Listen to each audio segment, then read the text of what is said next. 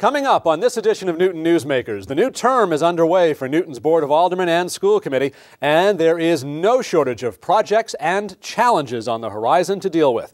We'll talk priorities with Board of Aldermen President Scott Lennon and School Committee Vice Chair Matt Hills. Then, in our second segment, the installation of new water meters in homes across the city of Newton is nearly complete, but some residents are being hit with a tidal wave of higher than ever water bills. Terri Flannery of the group Newton H2O will be our guest to discuss as we tap into another refreshing edition of Newton Newsmakers. Newton Newsmakers is made possible through the volunteer production efforts of the employees of mass media and big city publishing, and through the support of Newton residents like you.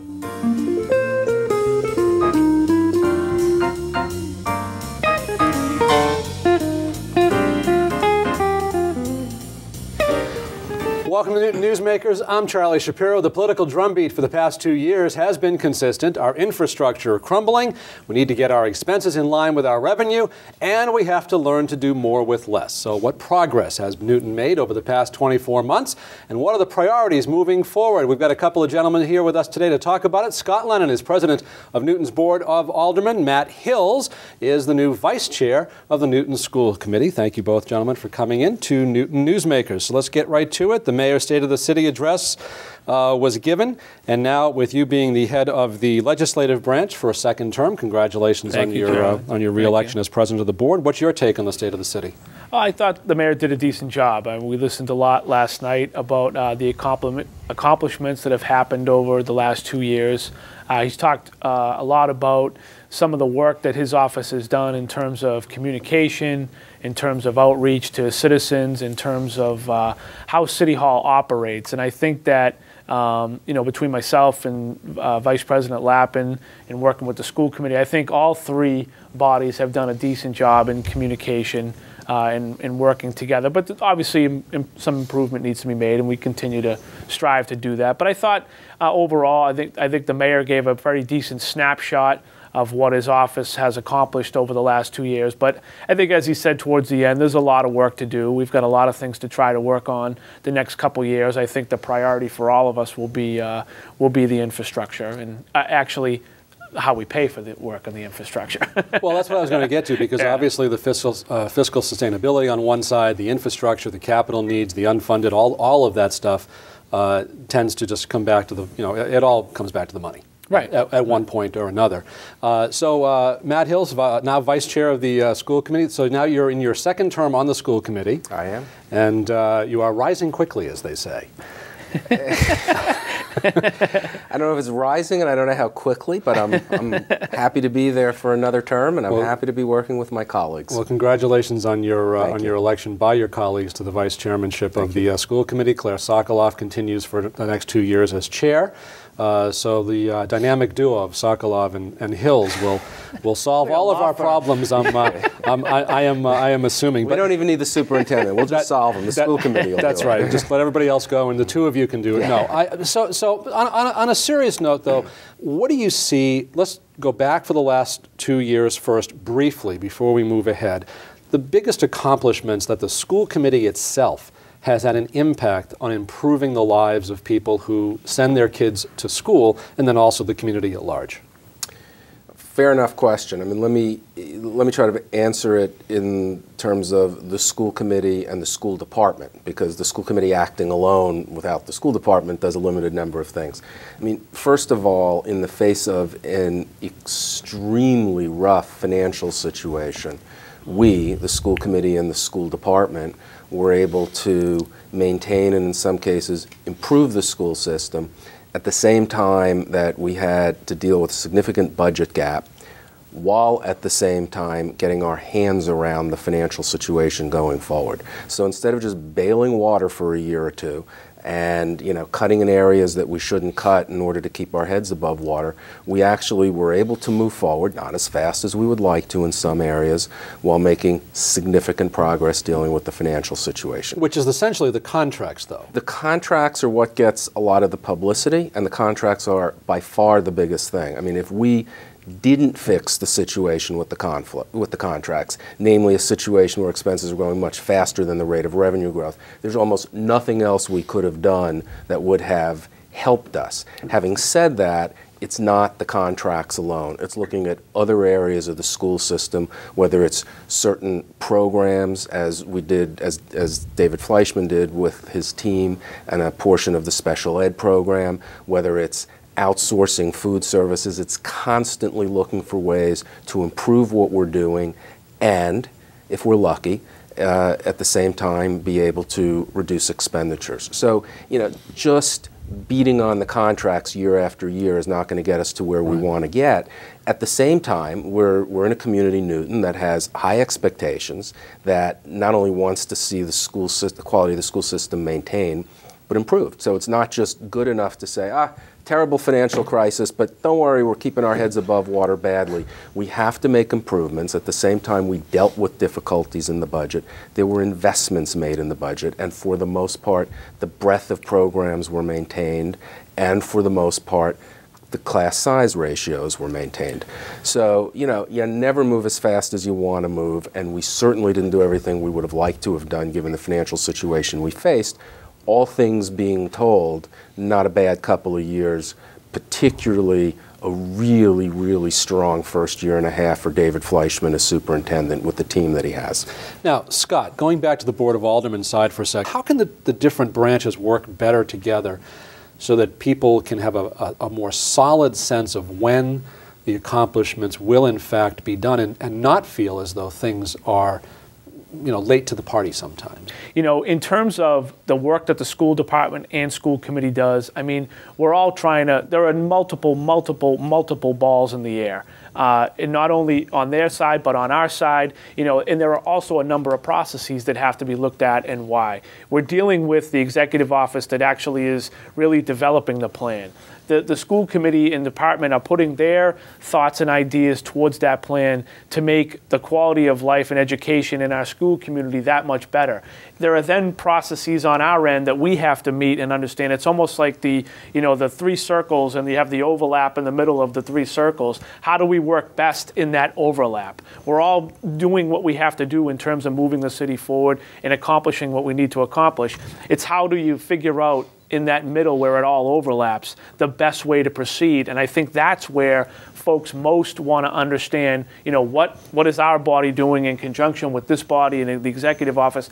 And that's what we're trying to work on. In terms of the process for day, I wouldn't sit here and try to point fingers that this one didn't do this or try to do that. At this juncture, I don't think that's constructive. I think what we need to do is learn from, some compliance and process pieces that maybe we need improvement on, learn on those to move forward so that when we get into an Ainger, when we get into other schools down the road or improvements at other schools or what we have to do at Countryside or here or there, that we all understand where we're headed, where that clear path of what we're doing will accomplish the most good. And that's what I think we're trying to work on right now. I hope Matt would agree with that. Yeah, I think I would completely agree with that. And I really want to emphasize the last thing that Scott said, which is, we're going to learn as we go forward. Step back a second. There's so much that's happening now that's subject to external factors compared to the past. All the facilities work. We're not quite breaking new grounds, but the number of facilities issues we're going to be dealing with over many years to come is much greater than in the past. Yes, we had one large project that was Newton North, but there's going to be a lot of, large and small and medium-sized projects going forward. I think the personal relationships as well as the kind of institutional relationships among the leadership of the board, the leadership of the school committee, and the mayor's office actually really strong. I don't know what it was like before. I know it was very good last term, and it's certainly very good this term. I think that there are times that we think we're communicating, and it's not always perceived that way by the other side. So we'll learn, rather than say to the other person, no, you're wrong, we were communicating. We'll just figure out what we have to do differently next time. So by the end of this year, what are your projections on whether there will be an attempt of some type of override in the city of Newton? You want me to go first? Well, I don't know, Scott. You're president of the board. You should probably handle this, and I'll go after you. I only wanted to say that, from the State of the City address that I heard, I do believe that the mayor hinted that towards the fall he would come back to state which way is the best way to pay for some of this infrastructure work. Okay. That was my interpretation. Again, his back was to me, so he was talking to everyone else. But that's what I did here. And to be blunt, I actually think that there will be some sort of request to have what I would say more so a debt exclusion override to look at one of the capital needs or a combination of some of the capital needs. Will you support that if it's put forward? It depends on what it is and how that will impact the average taxpayer, what we're getting for that. I think it's the smartest way to go in terms of debt exclusion. Mm-hmm. I think it's the smarter way to go so that, in terms of building that into the operating budget, that debt service, at some point in time, the pie is only so big, and you have to continue to take things out of that in order to pay for that. Mm-hmm. In that particular impact on the operating budget could be more detrimental than having a debt exclusion outside of the operating budget. But I think what we need to do is I think we need to do a better job of educating folks on how that plays into the larger picture, first of all. Second of all, I think what we need to do is to try to assist folks who cannot afford an override. I've said this directly to the mayor. We have to. There are programs that are out there. There are things being done on the statewide level that I think that Newton should be looking into as well to assist people who can't. Okay, Matt, same question. Should there be an override? And the second part, and the part B to that is, if it's presented, do you think it'll pass? So in terms of the first question, should there be an override, I'll just sort of take the words from the mayor. He's put together this committee to look at alternative sources of revenue. If there are not alternative sources of revenue other than an override, and I'm not sure what those alternative sources would be, and if we want to move forward on some of our infrastructure needs, then yeah, there should be an override. Now, understand the context here. We have years and years and years of backlog, of pent-up need on our capital infrastructure. So this is not a one fell swoop, we're going to fix a lot of things. We have underinvested for so many years, we're either going to have to start reinvesting or the capital stock's going to start, is going to continue to wear down. So whether there's an override for this set of capital needs or 2 or 3 years later for the next set of capital needs, I don't know. I imagine there will be an override. Whether it's a debt exclusion or operating override, I don't know. But this year, you're talking about? Well, I don't know whether it's this year or next year or the year after, but the proceeds are going to be used primarily or exclusively for the capital needs. That's my guess. That's what happens when you go through years and years and years of underinvesting in your capital stock. There's no simple way around it, and there's no quick way around it. You can't just do 15 buildings all at once and pass a massive override. You don't have the organizational capacity to deal with it, nor is it realistic to get an override like that passed. As to whether or not it's going to pass, I don't know. The last one certainly got handily defeated. I think this is a totally different situation, and I think our financial situation is very different. I think I would like to think if we were going to go to the public, whether it's this year, next year, or the year after, we're able to say, look, we've made some really tough decisions and done some really hard things to rein in our rate of growth and expenditures. So this is not pass an override so you can keep funding things, as if nothing was ever done on the managerial side, nothing was ever done to rein in expenses. We have done many, not all, but many of the things we need to do. Now we need to invest more in our programs, or more in particular in our capital stock. I would like to think that's a strong case to be made. If it can't be made, then we got a problem. Is it fair to say that for a couple of decades, Newton was essentially living beyond its means? I wouldn't say that. It would depend. Are you saying it's? I think this question needs a little bit more clarity. Only because when you say beyond its means, do you mean in terms of the school? Do you mean on the city side? Do you mean in general? In general. Well, I wouldn't necessarily say live beyond our means, only because, by law, we're only allowed to raise X amount of money, and then Sure. on top of that we But have our no conceptually, in growth. other words. But I think what your question is that did we defer a lot of things? I guess I would need more clarity on the question, only because I think that if you went to all the different departments in the city, they could always do more with what, if there were more. I think all the departments in the city have tried to do their best to do more with less. That's been my experience in the last 10 years being on the board. It's a constant battle and shuffling of resources. So.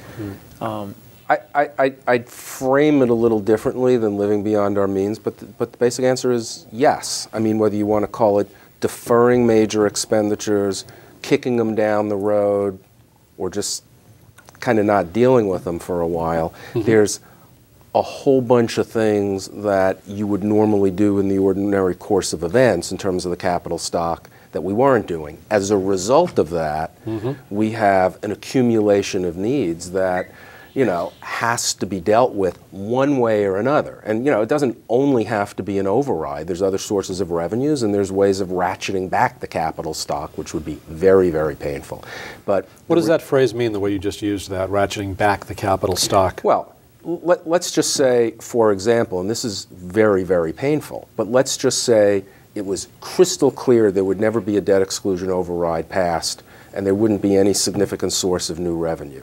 We'd have to have a pretty hard talk among ourselves about whether we could continue to maintain all the buildings that we have in the city. That's the basic choice that we have right now in the city. We either find a way to pay to not only maintain but upgrade our capital stock, or we have to deal with right-sizing the capital stock to the amount of money we're going to invest in it. I'm assuming it's going to be the first. We're going to figure out a way to pay to maintain and upgrade what we have to do. But there's no question, had we made some of the investments over the last 10 or 20 years that in retrospect perhaps we would have made, we wouldn't have the accumulation of needs we have now.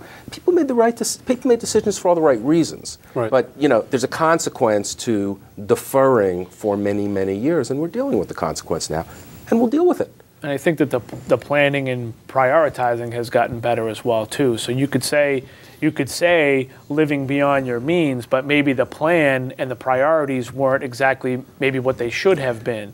So if you put together a more comprehensive plan and spell out what your priorities are, you tackle the need much more appropriately. Are you comfortable at this point, completely comfortable with the level of cooperation that you're seeing from the mayor's office? And do you feel that they're comfortable with the level of cooperation that they would like to see from the Board of Aldermen, for example?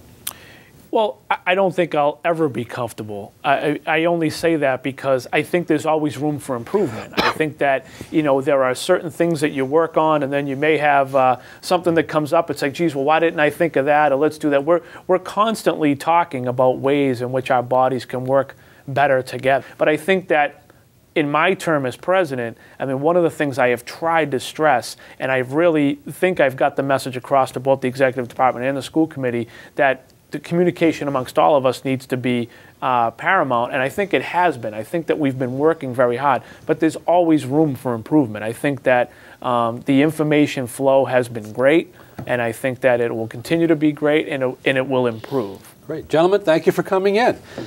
Scott Lennon, President of the Newton Board of Aldermen, Matt Hills, Vice Chair of the Newton School Committee. Appreciate your time, and thanks for the service to the city. We'll be right back. The Angels from the Attic are helping Alex's Lemonade Stand Foundation. Let's take a look. There's lots to do. We made signs, a stand, and now lemonade. We're open for business. Help others. Get your lemonade. We sold every drop. To find out more, please get your parents' permission and visit our website. And thank you. The installation of new water meters across the city of Newton is coming to completion this month, but for some residents, this has caused a flood of headaches. A group of Newton residents has come together under the banner of Newton H2O to try to bring the issues to the attention of decision makers at City Hall. Terri Flannery, one of the group's leading voices, is here to talk about her concerns, along with John Tenner. And thank you both for coming into Newton Newsmakers. What is the real concern that you and other members of your group have? Okay, we formed because residents have been very unhappy and disappointed with the billing system and the lack of accuracy in records, and then being hit with huge bills. So we've, as a group, have come in. The city has been trying to have us handle this in a one-by-one situation, but we find that there are some common themes across the board, that all residents, not just individual stories, all residents are facing. We've identified at least 5 major areas of potentially serious concern to everybody in town, not just those who've identified it themselves. One, the city has been sending out water bills based on estimated meter readings for months, if not years, to people, often not disclosing that it's based upon estimates, not actual reads. Secondly, and I might add, the city ordinance requires that all water bills be based upon alternate actual reads or estimates. It can't be constantly estimates. Secondly, we've also discovered that some actual meter readings were rendered through bills where there was no verification or accuracy of the meter reading itself. That is in part what led to the citywide installation of new meters. But that left a huge problem for many people, having to pay a bill supposedly based upon an earlier estimated read. Thirdly, we've discovered in our individual dealings with the city that the city water department is simply unable to explain, either to any given individual or to all the city, how they come to calculate a water bill with a specific dollar amount if it's based upon an estimate based upon apparently some prior usage. How do they know further when they want to recalculate an overbill, if you will? How do they can't seem to explain to us how they come to the calculation they arrived at for the new, presumably and hopefully, reduced water bill amount. That is simply never forthcoming, and I happen to be one who still waits for an explanation of how they came up with a $302.27 number. I don't quarrel with the number in the sense that they honestly believe it. They can't explain to me how they got it. And furthermore, another fourth thing is that the city requires in almost every case that a water bill submitted must be paid. There's little ability of any given resident to challenge a water bill. And these involve bills sometimes in the $6,000, $7,000, $10,000, well into $120,000 water bill usage. But is that just with the new meters? My point is, how do you differentiate between what has always been the case with the old meters and what is different with the new meters? Well, we don't have enough experience yet with the new meters to determine if in fact that will not present problems going forward. We certainly hope that's the case. Okay. Now, was that 5 things that we got through? No, we got one more. Okay, what was the 5th? The 5th concern, which is a very grave concern to us as residents and citizens, that the city water department has shown no initiative or resourcefulness to reach out to all residents. The only folks that seem to get a response are those, like the squeaky wheel, that speak up. They have not done a citywide survey. There are, we believe, but don't know, there must be thousands of residents who've been overpaying water bills and want to pay the legitimate amount, but nobody's reached out to them. I know I've met with many residents along the way, and a lot of people have different stories. What's particularly concerning, as John said, this issue with the estimated bills, and then the issue with the actual reads that have never been measured for accuracy. One gentleman had a consumption history scattered with mostly actual reads, very few estimated reads, but among those actual reads, he had like 7 or 8 zeros, even though he was home during those times, yet the city keeps insisting on the validity of those. So that's what's concerning. What happens is people get the big bill as a result of not knowing when the water was really used. Without getting into specificity or any specifics on individual situation, is your concern at this point that your questions are not being addressed, or have your questions been addressed but you are unhappy with the answers? The questions, not all the questions have been addressed, is one piece. At the most recent Public Facilities Committee meeting in December, I think it was December 7th, one of the Board of Aldermen asked the question, the majority of complaints come from where? This issue with the old meters or issues with the new meters. And the response from the water department was most of the complaints have come from the issue with the old meters, yet we also have some concerns with the new meters. A few people have some concerns with the new meters. So the next action from there was let's test 25 new meters. And the one particular alderman said, not so concerned with the old meter issues. Well, there's a lot of residents who genuinely were upset by that, feeling like, yes, that is a concern. That's a serious concern because there are groups of people that are paying more than they should have, and then that impacts, future income, of course, but it's also bill correctly and collect it when it's due. It's that simple, and there's no real accountability. Charlie, we have to put this in context. We get gas bills, we get electric bills. Nobody quarrels with how those bills are compiled and submitted. Water bills are a different thing entirely in this city. We think we need to address all the old pre-changeover water meter issues forthrightly. Every single person in this city may have been overpaying an amount and maybe not. We deserve to know what our city officials are doing and how they come to the bills. So we should not just assume that those problems don't exist because we have new water meters. Secondly, we need to have more candor and forthrightness in explaining to the residents how bills are calculated.